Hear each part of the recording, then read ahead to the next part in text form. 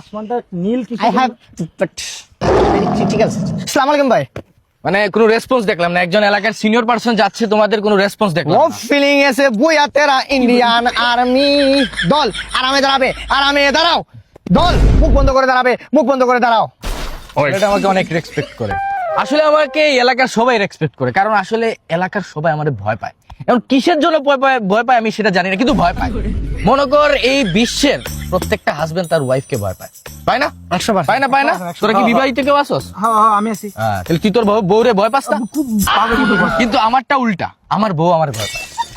ভাই একটু মুখ কথা বলি। বল। স্যালুট ভাই, আপনার ভিতরে এত প্রতিভা, আগে কেন জানান না ভাই? স্যালুট ভাই।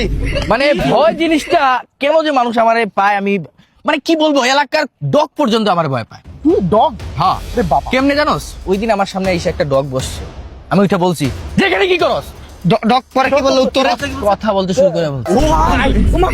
আমার মা গো কি বলছে জানোস? কি বলছে জানোস? বলেন বলেন। কি বলছে জানোস? হ্যাঁ।